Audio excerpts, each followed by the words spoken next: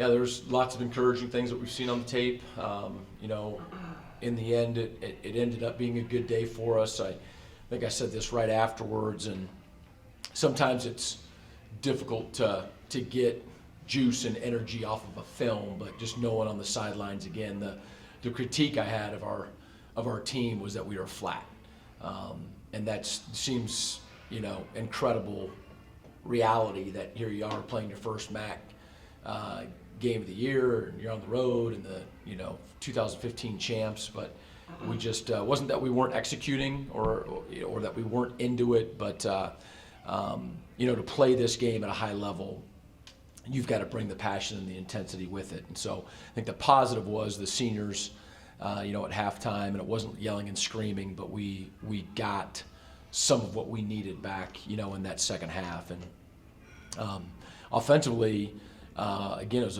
another very efficient day. Not a whole lot of explosive plays, and we've scored more points than that. But our completion percentage and just our overall yardage per play, our third down conversions and whatnot, our red zone scoring offense was all pretty good. And then defensively, it's obviously a very potent offense, and they really kept us in the game with limiting those points, in the first half. And our defense has been really good. We lost the turnover ratio, just took it away once, and we turned it over twice. And we are on very, very, very thin ice, living that way. I think our special teams, I think that phase, may have been the best. Bowling Green's punt unit was ranked 5th in the country coming in, and very, very, very good. And I think that overall, even statistically, we had the edge in every category, and our special teams, played really well. So, leading into that, another week, another award that your team was able to collect, Austin Barnes, this time Specialist of the Week. He certainly helped you flip the field at one point with pinning them inside their 10-yard line on a couple different occasions. He's inside the 5 twice and on the 12 once. I think it was no returns on the day. Definitely flipped the field at other times, and I think it was a net average of 50 yards. That credit goes to the whole unit, but really, really proud of Austin because it was his best game of the year. It's another game where you used both quarterbacks. You made a switch to Brogan. Obviously, it turned out well for you. What was the decision-making process behind that? Todd got injured. Oh, okay. I didn't. Yeah. Yep. In nature of his injury? He got at the end of the half, he got thrown down on his shoulder. Okay. Is he going to be out for any kind of extended period of time, or? Still waiting to hear from Jennifer, and they're doing tests, but it's we're gonna have to wait and see on that. But from what I heard on Saturday, it wasn't gonna be anytime really soon. Okay, so Brogan's gonna be starting probably moving forward here. And, looks like it. Any plans to use pencil or anything like that? Not at this point. Okay. Another 1-2 punch you have going on. Ian Erickson, Breck Turner on the run game looked pretty good on Saturday. It looked like also Ian got a little shaken up in the first half as he came off limping. Is he gonna be okay to play next week? Yeah, no, Ian's in great shape. No one tougher than him. And and Breck, we needed for that to be a coming out party for him. And I don't know that he's got more in him than what he had at Bowling Green, but played a really good game, and we wore him down a little bit there. And that last drive of the fourth quarter, we took the 5+ minutes off the clock. Breck had some great runs that really extended that drive. And moving into the Toledo game, Toledo just came off of a shootout against BYU. So obviously a high-powered offense that Eastern's had trouble with the last couple of years. Is there any kind of way you're looking at the defense this week to try to address that? Yeah, they're doing that right now as we speak. It's a monumental task. He was their passing game was 30 of 38 for 505 yards, and they had over 690 yards of total offense versus BYU at BYU. They're really good. They're really well coached and very talented. it's a well-oiled machine. They're the real deal. You return home. We know it is homecoming week, and that certainly is always a good feeling. It's good to have alums back around, and just talk to your experiences with homecoming overall. Yeah, homecoming year's been great. It really has. People do come back, and it is a big deal here, and so it's fun to be a part of that. Having Toledo too, just being 45 minutes or so away, we expect for there to be a big and excited crowd, and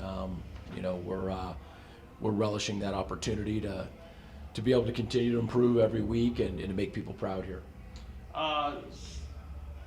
One of the things that certainly has stood out lately, of course, continues to be your team against the run game defensively.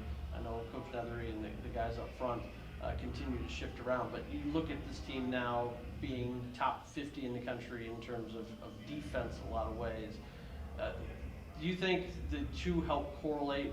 The offense builds out the defense and vice versa because of that? There's no question. I think a good team, is the sum of the parts working together. And we've had some instances, throughout this young season where you can really see those things all coming together. Right? I mean, just the defense keeping us in it, before our offense sparked a little bit, and then our offense helping our defense by not letting them come back on the field at 25 to 28. Running out the clock, that was significant. You mentioned the punt game. We flipped the field a couple times and pinned them deep, and so those are all the units working together. And so, the offense has total confidence right now in our defense, and our defense knows that our offense is going to produce points, and so they do feed off each other in that way. It's been really good. Your offensive defensive lines certainly have been a huge strength this year. You've been able to keep consistency on both. You look at the offensive line right now, you're 14th in the country in fewest sacks allowed. That's only helped make your running game and your quarterbacks better because of that, right?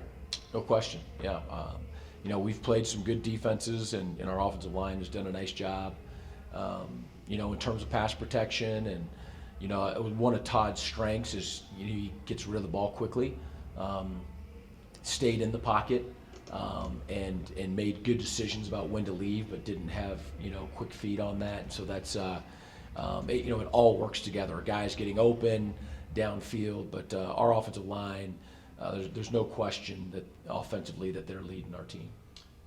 With the proximity now, you had Bowling Green, you had a lot of guys that played against BG or grew up against BG kids. Now Toledo, even a heavier group of guys from either Toledo or surrounding areas. Does that kind of help fuel guys playing harder, or a rivalry building between the programs?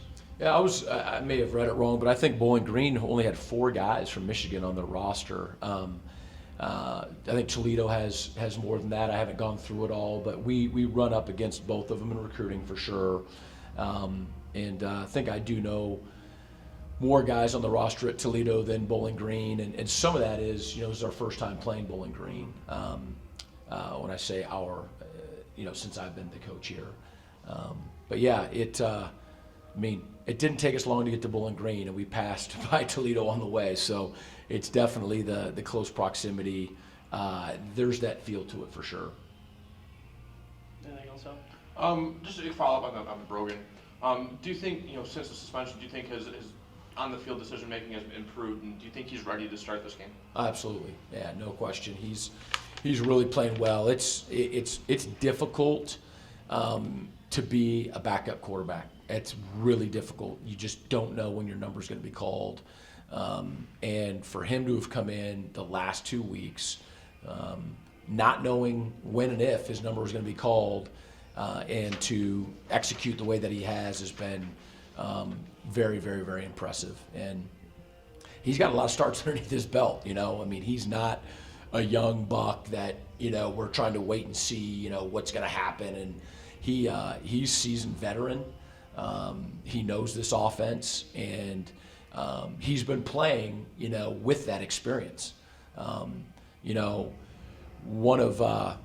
One of his best plays so far this year was not throwing the ball in the Wyoming game when he got taken down.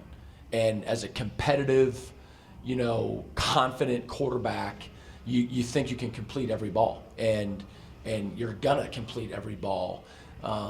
But to be a great quarterback, you have to harness that at some points and to say, hey, look, live to play another down.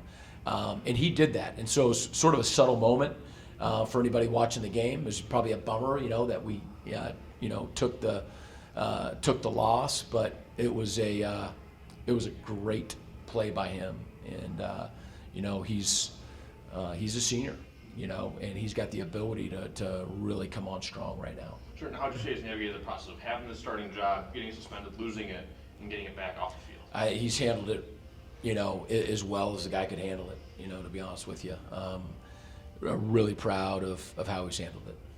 Thank you. One more thing for me, it led kind of that Brogan, as you kickstart the offense, was the trick play that you had, letting Isaiah Fuller, throw the ball. It seemed to really spark the offense. It did.